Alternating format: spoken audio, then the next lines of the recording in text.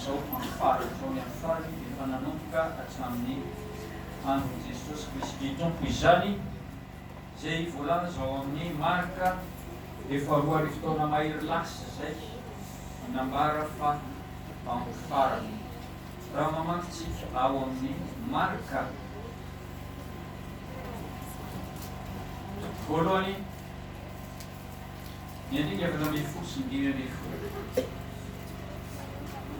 amin'ny andron' Jesosy dia efa nilaza izy fa andro farany vakaiky andro fahatongavana zany fanjakan'Andriamanitra izany. Marika voalohany andiny efatra ambin'ny folo sy ny dimy ambin'ny folo dia misy teny zao amin'ny anaran'i Jesosy Kristy manao hoe marika voalohany andiny efatra ambin'ny folo sy ny dimy. Ary efa voasantsy Jaona nianaka any Galilea Jesosy nitondro filazantsara an'Andriamanitra ka nanao hoe efa tonga ny fotoana ka efa akaiky ny fanjakan'Andriamanitra hibebay ianareo ka mino ny filazantsara. Roa arivo taona mahery lasa ny fananambarana fa andro farany mandraka ankehitriny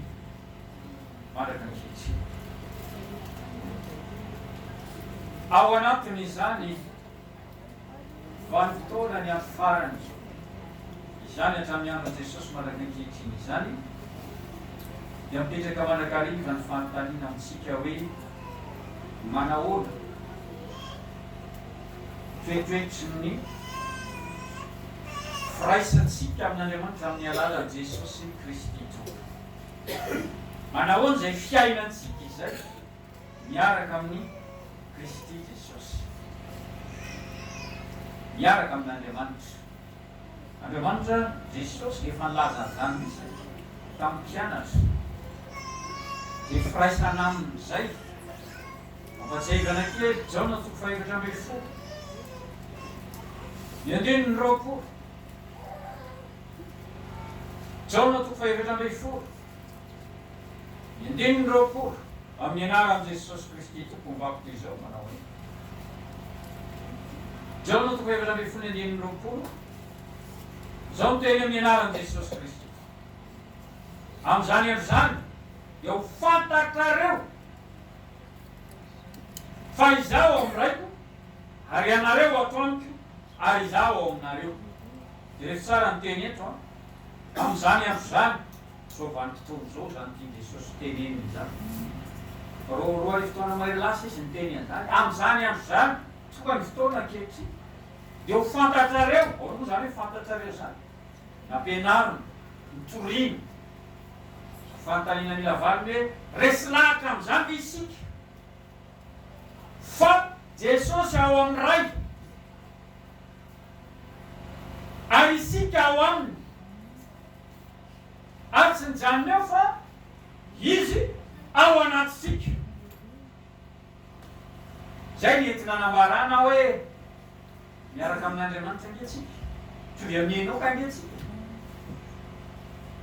Enoka dia miaraka tamin'Andriamanitra 5 sy 300 taona dia avy eo nentin'Andriamanitra izy fa tsy hita zany hoe niakatra velona ho any an-danitra izy zany. Asika raha mba manam-paniriana toy izany ihany koa. Izao ny olona ao amin'i Jesosy dia miaraka amin'Andriamanitra tahaka ny Enoka. Amin'izany andro zany dia ho fantatrareo fa izaho ao amin'ny ray, ianareo ato amiko ary izaho ao aminareo. Fa matotra mihitsy ny fiainan'ilay olona milo amin'ny Kristy Jesosy amin'Andriamanitra. Dia veriko ilay fanontaniana teo hoe dia mba manahoana amin'izay ary ilay fiainantsika miaraka amin'Andriamanitra, miaraka amin'i Jesosy eo. Alohan'izany dia mampitenin'Andriamanitra ihany tsika aloha satria ny finoan'ny filazantsara na tonga n'izay firaisana amin'Andriamanitra amin'ny alalan'i Jesosy Kristy Tompo izay araka ny voalaza ny Efesiana toko voalohany. Efesiana toko voalohany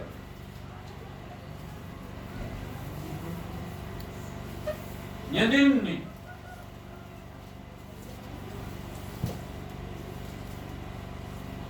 telo ambin'ny folo sy ny efatra ambin'ny folo.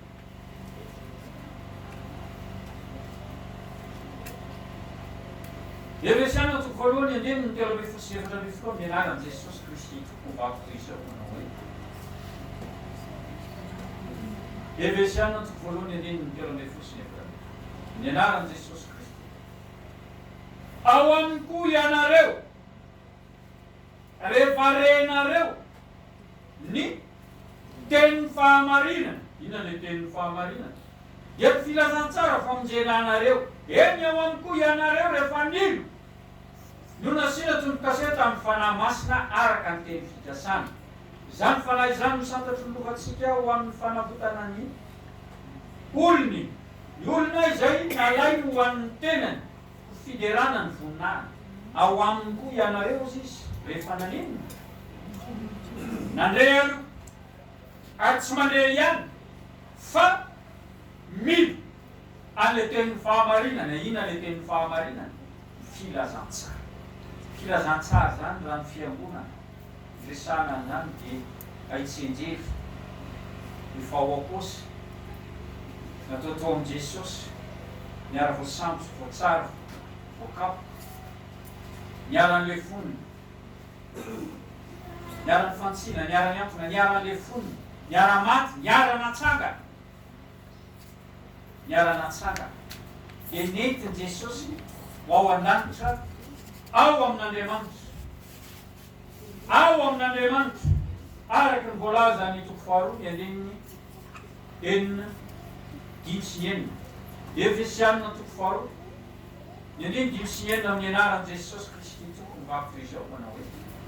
Efesiana toko faharoa ny andininy dimy sy ny enina. Izao mivako ny teny amin'ny anaran'i Jesosy Kristy. Efesiana toko faharoa ny andininy dimy sy ny enina. Na dia fonimbola matin'ny fahasoana azy isika dia navelona antsika niaraka tamin'i Kristy fahasoavana namonjena anareo. Ary niara-natsangana isika ka niara-napetra ny any an-danitra ao amin'i Kristy Jesosy. Alleluia! Alleluia! Rehefa tsara zay.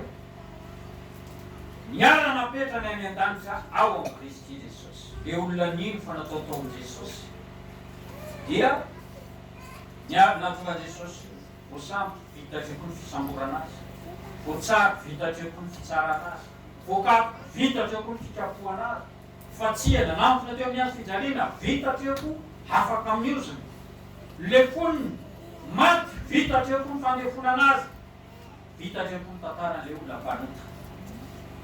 Rehefa niny fa niara-ny maty tamin'i Kristy le olona niny fa napetraka tao aminy dia tsy maintsy mino amin'ity fanambarana ity Romanina toko faha enina ny andininy enina sy ny fito.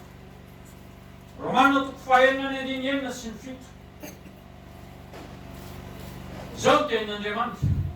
Romanina toko faha enina ny andininy enina sy ny fito amin'ny anaran'i Jesosy Kristy toko mivako izao manao. Afantatsika zany hoe fanotoriana efa nampianarina na resy lahatra antsika. Fanotorentsika taloha le tenatsika le nofotsika andevon'ny ota le mpanota hiaraka amin'ny nofo araky ny aty amin'izao tontolo zao. Dia niaraka nombona tamin'ny hanimbanany tenany ota mba tsy hanompotsika ny ota intsony. Fa izay efa maty dia afaka amin'ny ota. Raha nino zany tsika fa niara-maty tamin'i Kristy dia afaka le ota manandevo. Ary tamin'le ota manandevo ahoana mo mbola hibaiko sy hampietsika hampiaina le olo efa maty miara le ota manandevo rehefa tena nintsika fa niara-maty taminy. Vitatry ny fahafatesan'ilay olona mpanota araka. Tsy janony io nefa fa rehefa nitsangana tamin'ny maty Kristy dia io ny teny amin'ny andininy fahavalo eo amin'ny Romanina toko faha enina io amin'ny anaran'i Jesosy Kristy toko mivako izao. Ary niara-maty amin'i Kristy isika dia mino fa miara-belona aminy koa isika. Alleluia! Zay le miara-belona aminy. Zay le olonan'ny teny fahamarina, le filazantsara ny famonjena.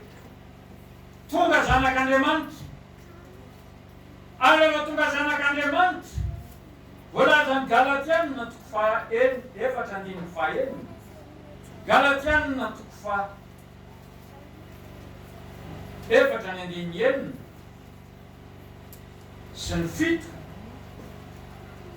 Dia izao tenin'Andriamanitra manamarika an'le Efesianina toko voalohany ny andininy ny telo ambin'ny folo sy efatra ambin'ny folo teo. Dia izao tenin'Andriamanitra amin'ny anaran'i Jesosy Kristy izao manao hoe Galatianina toko fahaefatra ny andininy enina sy ny fito. Ary satria zanaka ianareo dia niran'Andriamanitra ampotsika ny fanahany zanany miantso hoe Abaray eo, ka dia tsy mpanompo intsony ianao fa inona? Fa zanaka. Ary raha zanaka dia manino? Mpandova koa noho ny ataon'Andriamanitra. Alleluia! Dia rehefa tsara zany tenin'Andriamanitra izany, tonga zanaka nomena ny fanahy masina. Dia le hoe le olona nibebaka nanaiky nandray ny fibebahana avy amin'Andriamanitra tamin'ny alalan'i Jesosy Kristy itony, satria izy dia Kristy Jesosy no nazanatr''Andriamanitra sy mpamonjy amin'ny fibebahana sy famelan-keloka ho an'ny Israely. Tamin'i Jesosy nasandraka mpisorona be izany, vao tsy helitsika nakalaza izany. Tamin'ny fahavalo amby roapolo ny volana Mety io nakalazana zany hoe amfiravoravonin'ny Pentecoste. Fa tsy arovana nanandratan'Andriamanitra azy eo amin'ny voninahiny ho mpisorona be. Eo matetika no tsy feno ny fahalalan'ny olona ny amin'izany hoe amfiravoravonin'ny Pentecoste. Tamin'ny andro Pentecoste no nitondran'Andriamanitra antsika. Ny voalaza ny Efesiana toko faharoa ny andininy dimy sy ny enina teo.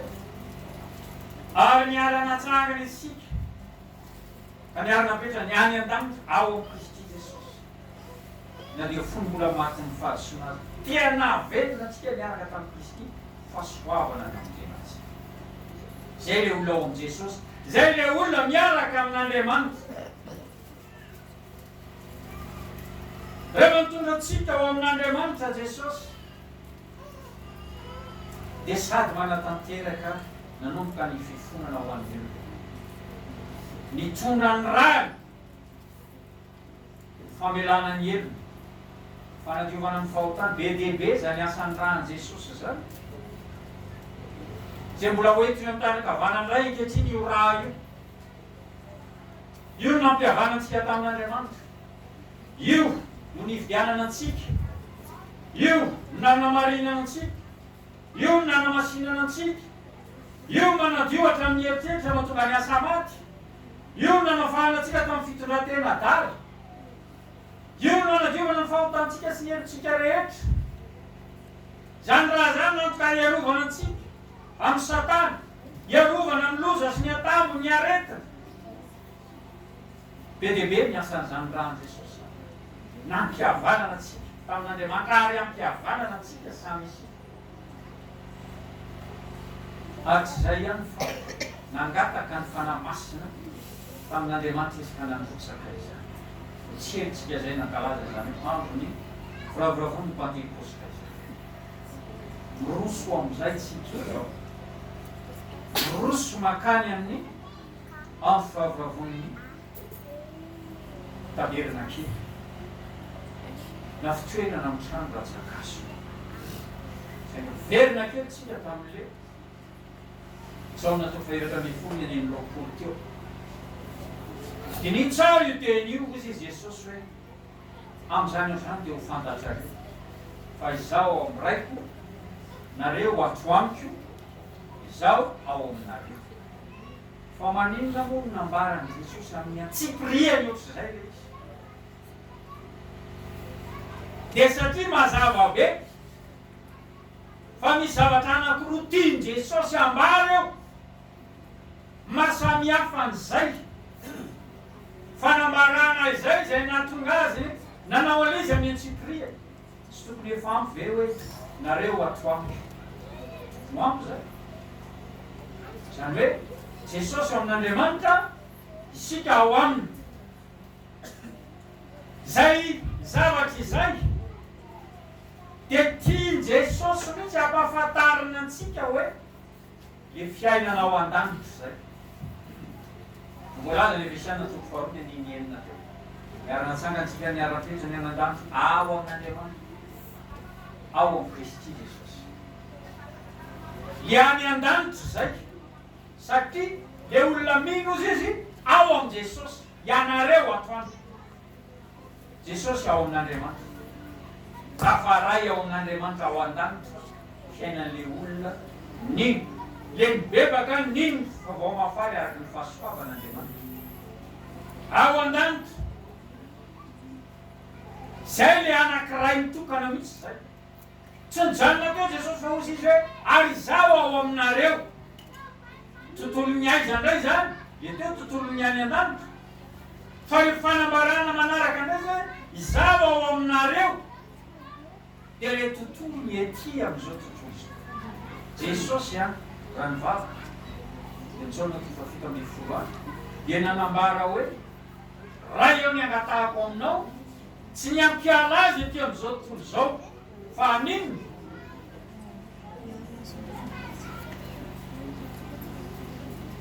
Ny angatahako izy Jesosy vakitsika amin'ny Jona 7:10.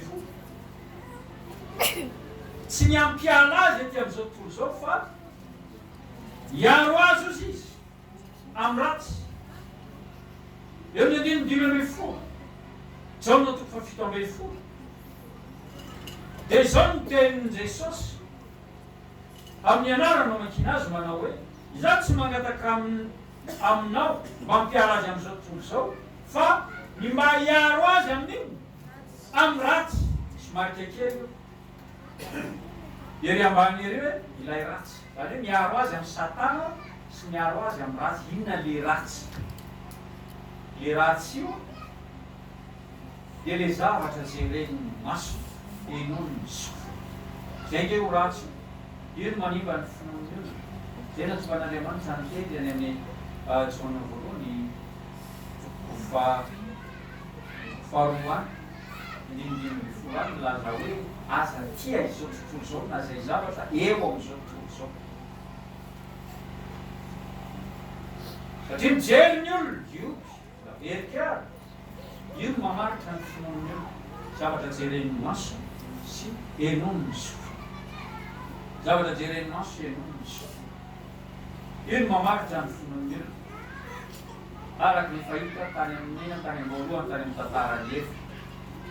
Ny ainon'ny Satana izy, mijery an'le voan'ny hazo teo voan'ny sary izy, dia niovany tao aminy. Le finoana. Niovany fijery.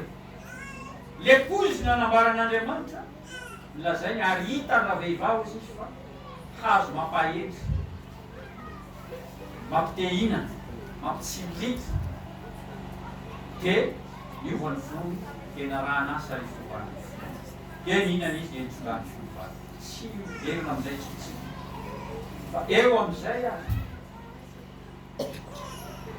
ao amin'i Jesosy ny olona mino anankiray, satria tonga zanak'Andriamanitra. Ary miray amin'Andriamanitra. Miray amin'Andriamanitra. Tokony ahoana zany fiainan'ny olona ao amin'i Jesosy. Miroso makany afety taverina kely. Dia ilay fanoharana anankiray isika ao amin'ny Matthieu ahafantarantsika hoe tokony ahoana zany fiainantsika zany ikitsika. Matthieu 5:20.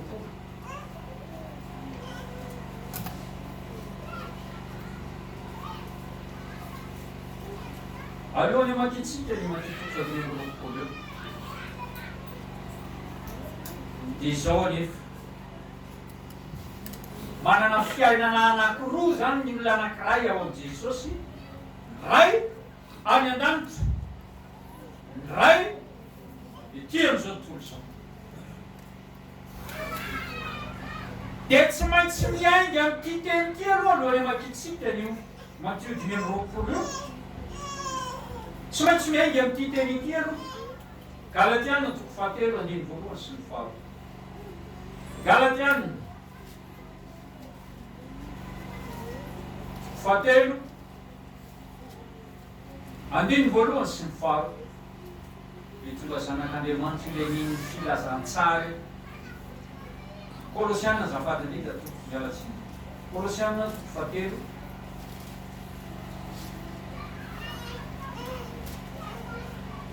ny andiny voalohany sy ny faharoa. Mialatsiny. Kolosiana toko fahatelo andiny voalohany sy ny faharoa. Zao tenin'Andriamanitra eo ny anaran'i Jesosy Kristy. Koa raha niarana tsangana tamin'i Kristy ianareo, filazantsary zay. Dia ahoana? Ka tsaro zavatra any ambony. Any amin'ny toeran'i Kristy izay mipetraka amin'ny tanan'ankavanan'Andriamanitra. Sainy ny zavatra any ambony, fa tsy ny zavatra ety an-tany.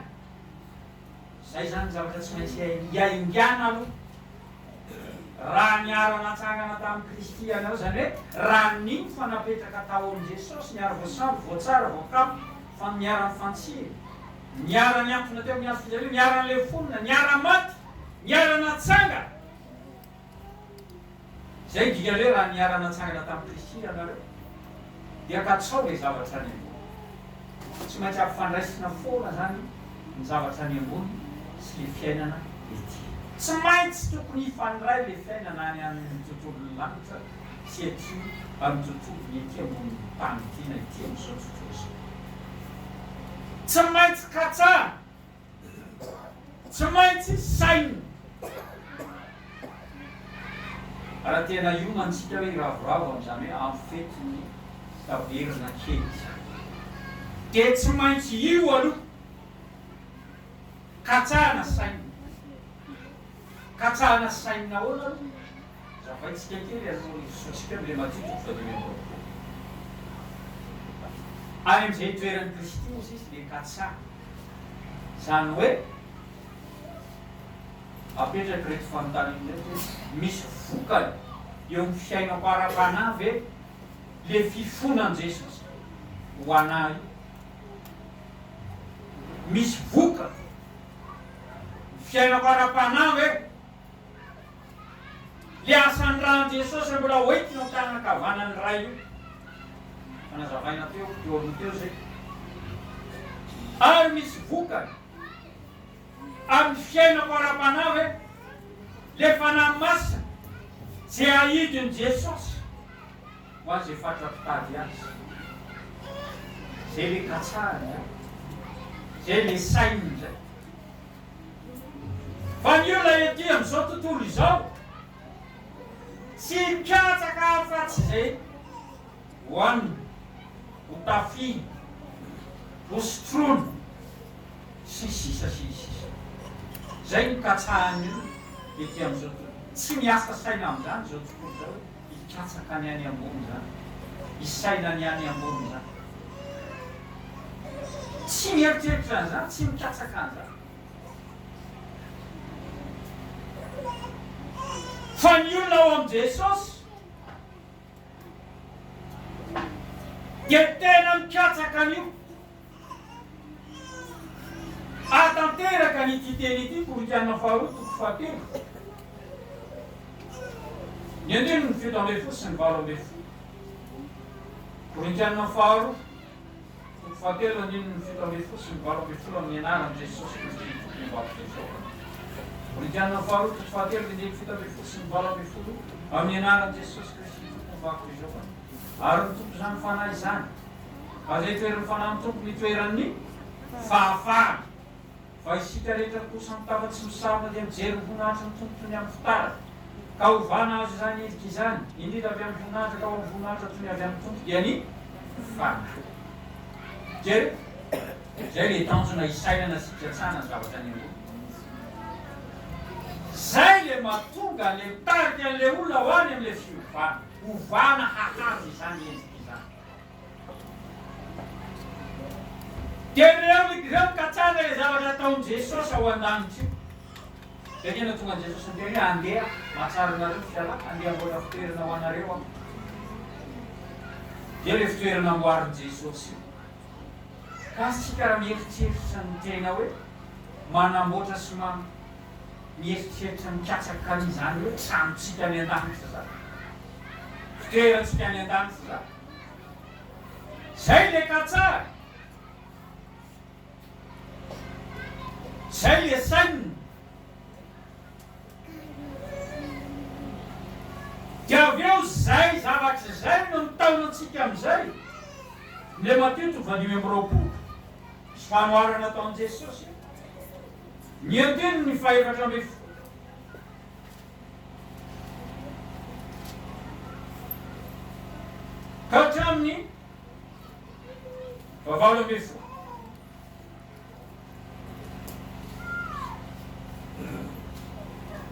Zao le teny amin'ny anaran'i Jesosy Kristy. Mateo 5:20 ny 9 hatramin'ny 9 amin'ny anaran'i Jesosy Kristy tompony vavy zao. Fa ny fanjakany lanitra tahaka ny olona zay efa handeha ho any an-tany hafa Jesosy ka miantso ny mpanompony. Sika le mpanompony dia nanolotra azy ny fananany, ny fanamasiny zany. Ho ny anankiray meny talenta 5, ny anankiray 2, ary ny anankiray ray samy araka ny fahaizany avy dia lasa nandeha zany sika eo aloha. Mahagaga dia zay hoe fa maninona tsy nampitoviany Jesosy le talenta nomenany reto olona anankitelo reto. Naninona tsy nitovy hoe mba alao samy 5 avy e, na hoe samy ray avy na samy 2 avy. Dia satria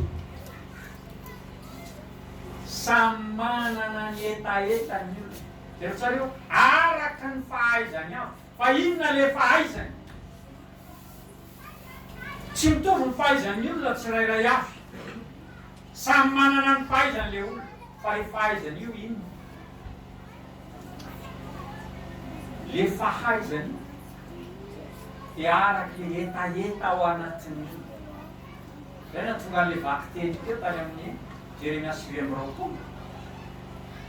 Ny 3:20 dia iamsoa izy sy andeha hivavaka amiko izy dia hiaino azy aho. Ary ahita izy raha maninona? Katsany amin'iny amin'ny fony rehetra. Zay tsy mampitovy an'io. Fahaizany eo amin'ny tsirairay ka natonga ny anankiray nomena talenta 5, ny anankiray nomena ny talenta 2 ary ny ray nomena talenta 1. Satria tsy mitovy le fikatsahany io an'io fanjakan'Andriamanitra. Tsy mitovy. Dia mahatonga hoe araka ny fahaizany aho. Andriamanitra nefa tsy mijery be izany tena be fikatsahana, be izany kely fikatsahana, izany zao manahoana mifatran'izany fikatsahan'ny olona zany ao anatin'ny tsirairay avy. Fa zao nen'Andriamanitra ny avovonjy azy. Fa rehefa mandray an'ilay talenta dia tokony hanome vokatra zaka isan'andro. Raha mamantotsika nanahoana ny fahaizan'ilay nandray talenta 5 eo amin'ny andininy manaraka eo. Ny andininy 9 hatramin'ny 20 amin'ny anaran'i Jesosy Kristy fary niaraka tamin'izay dia lasa ilay nandray ny talenta 5 ka natao mivarotra izany. Ary nahazo tombony talenta 5 koa izy. Ary toy izany koa ilay nandray ny 2 dia nahazo 2 tombony. Fa ilay nandray ny iray kosa dia lasa niadiny tany ka nanino nandevina ny volan'ny tompony. Reveto ary ilay nahazo talenta 5 dia nampiasa azy dia nahazo tombony. Nahazo tombony. Ilay 2 koa toraka izany. Fa ilay nandray ny talenta iray lasa nandevina an'ilay talenta. Inona ny dikan'izany? Inona ny hevitra izany fanoharana zany? Raha ny ravoravitsika tamin'ny andro Pentekoste dia tsy eo teo anatrehan'Andriamanitra hoe tena nihinana ny mofo tsy misy masirasira Andriamanitra. Avotory. dia fotoana koa mbola mila zavaina fa olona nanisa tamin'ny andro fa 12 volana be dia tena niomana tokoa izy hoe inana sy eo teo anatren'Andriamanitra dia laza tamin'Andriamanitra hoe tia Andriamanitra vona inana le misy masikaseo mandritry ny fotoana anala izany izy atao ny tenako ao amin'ny amponako eo amin'ny mpiray-vodirindrina eo amin'ny mpiara-monina any amin'ny mpiara-miandra mpiara-miasa ray firenena rehetra hatrany amin'ny fiangonana anala ny masirasira dia nanisy izy ny andro voalohany faharoa fahatelo faherina fahadimy fahaenina fahafito tapitra ozy izy ny andro firavavavona ny finanana mosisy masirasira hita ihany hitatreo ny amin'ny finanana mosisy masirasira lasana valo fa inona dikany hoe hafitoana finanana mosisy masirasira hafitoana Andriamanitra raha vao miteny hoe hafitoana dia amin'ny fahafenoana zay raha ao anatin'ny hafitoana ny olona anankiray mihinana ny mofo tsy misy masirasira dikan'izay tanjon'Andriamanitra amin'izay dia hoe ho lasa fiainana iny ho lasa fiainana iny tsy mijanona mihitsy zany fa lasa fiainana fa le olona nanisa tapitra ny herinandro masina vita ihany na faharavona fihinana mofo tsy misy masirasira dia manomboka mihinana ny ray izy zany rehefa dina ny antony amedana ny fanahy masina zany izy Andriamanitra hoe zay madio amiko ihany no manino hahita an'Andriamanitra fa tsy zay le izy fa ny hafitoana dia fanehoana ny amin'ny fahafenoana dia rehefa tsara ileo amin'ny matitoko fa 12 tena nantany an Jesosy mihitsy be ny andininy raiky amin'ny roapolo sy ny roa amin'ny roapolo zao ny tenin'Andriamanitra amin'ny anaran'i Jesosy Kristy tokoka 12 ndraiky amin'ny roapolo sy ny roa amin'ny roapolo amin'ny anaran'i Jesosy dia nanao napeteraka nanao taminy hoe tompo impiry moa no anontany rahalako any ka avelako izy hatramin'ny impito ba fa hoy Jesosy taminy tsy lazaiko aminao hoe hatramin'ny impito fa hatramin'ny impito amin'ny fitopolo zany hoe impitopolo impito zay dika ny ry amanery tsy manapetra ny dika azy zay ke ny dika ny fito na ny fahafenoana ka ny hafitoana fihinana mofo tsy misy masirasira hafitoana dia dika hoe ho lasa fiainana le fihinanana ny mofo tsy misy masirasira savetsika hoe tapitra ny hafitoana fihinana mofo tsy misy masirasira dia tsisy olona anafotoana antsika tso sa hoe vera misy olona anafotoana antsika dia hoe fa vita ny fihinana mofo tsy misy masirasira fa avelao ao tesitra aloha kefa tapitra fihinana mofo tsy misy masirasira tsy adio amin'ny fotoana mihitsy zany tsy adio ka eo lasa fiainana le izy dia niravoravitsika tamin'ny amin'ny faharavon'ny Pentekosta eo anatren'Andriamanitra hoe tia le nihinana mofo tsy misy masirasira itia le nitahinao dia omenao ny fahadiovana ao le fanahy masina rehefa ao le fanahy masina ampiasaina amin'izay fanahy masina ampiasaina fanahy masina anaovana varotra fanoharana izy teo mila vokatra zato isan-jato Andriamanitra 100%. Io fanahy masina io tsy janona fotsiny ao anatin'ilay olona fa hiasy ny fanahy masina io hiasy ny fanahy masina inona le vokatra tiano tiano hita eo amin'ny fiainantsika sy andiny anatoko Galatiana toko 10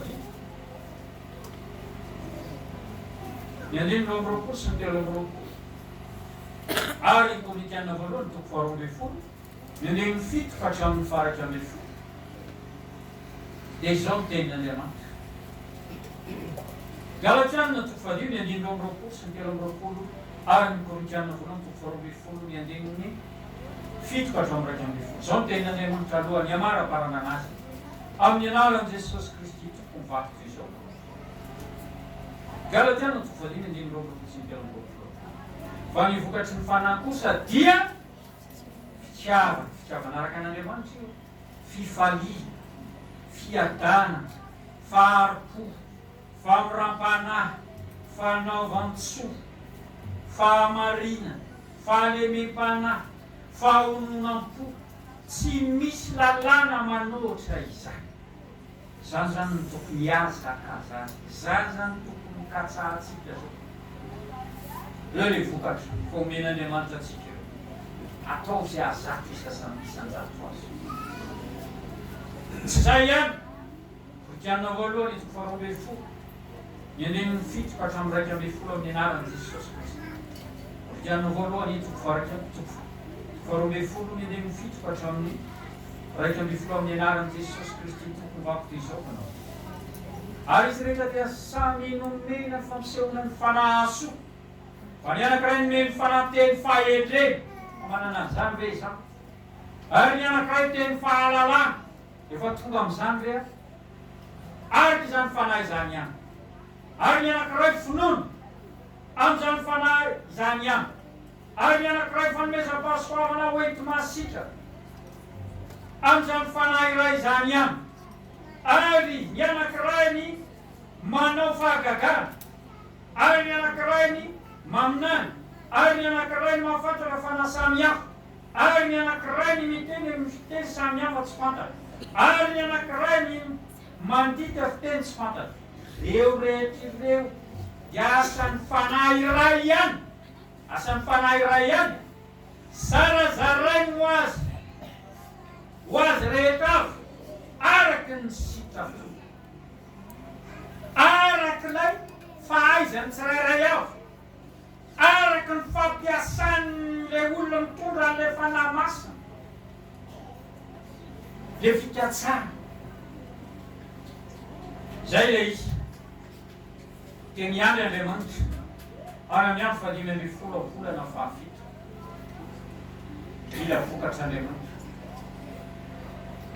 Aoka sanatria tsy tahaka an'ilay nandray talenta ray dia nandevina ny azy. Ahoana moa toetresy n'ilay olona nandray ny talenta ray dia nandevina ny azy? Variana teto amin'izao tontolo izao. Variana tamin'ny fitadiavana, ny fidiram-bola, izay mahatsaratsara ny nofo. Variana amin'ny zavatra ny kilalao n'izao tontolo izao, izay zavatra eo amin'izao tontolo izao. Tsy mba ny saina, tsy mba ny mikatsaka ilay zavatra tany. Tsy mba ny saina, tsy mba ny mikatsaka. Fa izay le olona nambaran'Andriamanitra tamin'ny vaky teny anankoroa teo hoe, ary ahitana izy raha katsahany amin'ny fony rehetra. Sy le hoe fanjakany lanitra izy dia rombana ary ny mpandrovaka maka azy ankera. Le olona fatrapiketsaka miantanteraka ny vokatry ny fanahy rehetra ho zato isanjato, ho zato isanjato eo anatrany Andriamanitra. Fa le fanahy masina ny raisina io tsy arakaraka an'le olona fotsiny io, fa mila mitondra vokatra ao anatsika le mikatsaka. Lasina vavy amin'izao andro izao, mahavarina manaraka ny vaovao manerantany any amin'ny tambajotra serasera sosialy any, na tranony vaovao etantoerana trany am-Mpitandrina masina. Ny zavatra hita dia zao hoe mihamafy ny fiainana raha ny eto toerana, mihamafy ny fiainana. Zany olona mitady asa mitambajotra serasera ao zany dia tena mampalahelo ny eritreritry azy. Olona manana fari-pahaizana dia mitady asa. Zany nanao an'izao mba mila asa, ina nefa asa mba mizaraina ao amin'le tambajotra serasera ao. Mpivarotra mandehandeha, mazoto mivarotra mandehandeha ve ianao 5 arivo isan'andro karama plus frais. Zany ny asa misy ao. Be dia be tsy anasa tena mampalahelo ny eritreritry azy, tena mampalahelo ny eritreritry azy. Fa na ny olona mitona ao am Jesosy a dia mbola samy kely ihany koa. Tena mafy le fiainana. Tena enjana be ty fiainana koa. Ary izao tontolo izao dia izao ny anome tsiny ny filoham-pirenena foana. Izany zao zavatra malaza sy mandeha any. Aza mifidy an'ilay numéro 13 tsony. Izany ny zavatra mandeha any. Miampy ny opa sy ny teny ratsy.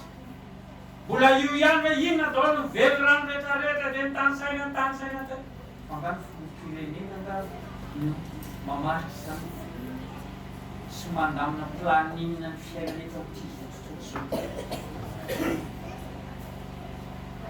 Eny mety manana ny raikitra amin'izany izy. Fa tsy ho vitany izany na ho vita na ho vita. Fa misy mpanao planinina ambony ny filoham-pirenena dia Andriamanitra. Hebreo toko fahatelo. Toko voalohany andininy fahatelo azafady. Dia lasa miteniteny foana le zanak'Andriamanitra. Ary le zanak'Andriamanitra dia efa nambara teo. Ka tsy mpanompo intsony ianao fa zanaka. Ary raha zanaka dia mpandova noho ny ataon'Andriamanitra. Dia mbola hiteny ve tsika hoe mafy le fiainana. Tsy mpandova ianao zany mafy teny an'izany. Ary tena enjana be mividim-piainana. Tsy zanak'Andriamanitra ianao zany. Be dia be dia atao hoe zanak'Andriamanitra noho miteniteny foana. Hebreo toko voalohany andininy fahatelo amin'ny anaran'i Jesosy Kristy to. Izy na Jesosy Kristy to. Izy koa ny famiraparatany voninahitra sy endriky ny tenany indrindra. Ary miazona ny zavatra rehetra amin'ny herin'ny teniny. Ary mananao fanadiovana afaka ny fahotana izy. Dia nipetraka teo amin'ny tanana kavanany lehibe any amin'ny avo. Alleluia! Fa maninona ny teniteny foana. Mbola misy mpanao planinina mifehy-baiko ny zavatra rehetra. Satana no mibaiko an'io zavatra rehetra. Fa mafy ny fiainana io. Andriamanitra no mamela io amin'ny alalan'i Jesosy Kristy. Avelao Satana hiasa hamafy an'ilay fiainana. Kasakasaky izay olona mihetehetra amin'izao tontolo izao sy ny filoham-pirenena. Fa za tsy mieritreritra izay zavatra ataon'ny filoham-pirenenao fa ny any fantatry ilay zavatra ataon'Andriamanitra. Izay efa miteny ho avinay zao ny fifidiana efa malaza anay zany isy raha mandrika eo isinany atahorako an'izany. Isy raha mandrika eo eo fa ho aviny ny fifidianana zao. Totran'ireo olona roa reo ihany no eritreretina ho lany eo na Andriamanitra Rajoela na Andriamanitra Ravalomanana. Za tsy malala, za tsy mahafantatra fa ny fantatry hoe Andriamanitra omborona izy rehetra no mibaiko sy mametaka manitity zavatra tanteraka. Fa fantatsika fa ny zavatra rehetra dia miara-miasa. Aniny? Aso izay tian'Andriamanitra dia izay voantso araky ny fikasany raha teo. Ia zay ny fantatra. Inona zavatra mitranga eto amin'ity zao tontolo. Zay tena tonga ny teny hoe tezitra ny mpiambina rehefa ny teny aho hoe eny any mba hiakatra foana vidim-piainana io. Inona ny antony amin'izay? Inona ny tanjoko amin'izay? Mba hatonga ny tahaka ny zanak'isy hoe taki-dala-kalena ny loanany ranomasina. Tsisy ninona ao atao tsony. Ho aizy fotsika ao amin'Andriamanitra. Be dia be ny any olona mitononao kristianina fa tsy miankina amin'Andriamanitra. Ary mampatahotra hoe manana ny endriky toe-panaraka an'Andriamanitra nefa mandany hely. Mampatahotra ny zany. Zay hoe manahoana fiainantsika miaraka amin'Andriamanitra amin'ny alalan'i Jesosy Kristy. Fa vonina ho amin'izany hoe hitady izay azato isan-jato ny vokatra hoe sa faly fotsiny hoe Pentecoste tany any dia ny ravoravo fanomena amin'ny fanahy masina. Dia izay tena zava-dehibe. Dia le fifonan'i Jesosy. Le raha hoenty eo amin'ny tanana ankavanana dia fanahy masina ao. Raha niarana tsangana tamin'ny Kristy ianareo izy dia katsao le zavatra any ambony. Saio le zavatra any ambony. Dia zay amaranako azy hoe tarotsika dia mizarona ary nampianary presany Jesosy foana anaiza anaiza amin'ny fotoana inona na amin'ny fotoana inona. Tsy diso zay ny fiainana tsara. Tsy ampitsony zany. Tsy ampitsony zany ankehitriny. fa miampindray hoe katsao sainy zavatra ny ambony mandrakary katsaina azavariana amin'izao fiainana izao katsao ny zavatra ny ambony sainy zavatra zay le olona miazakazaka manovaka ny fanjakan'Andriamanitra de mety isy antany angamba hoe ahoana zany ivelomany hina no hanina ina fa de hikatsaka an'le atamiteraka an'le toe-mpanaraka an'Andriamanitra fotsiny zany tsy ara-lazaina fa mitenin'Andriamanitra amanitsika zay fantany izay mamotihina anazy amin'ny Jaona fahatelo Jaona fahatelo ny andininy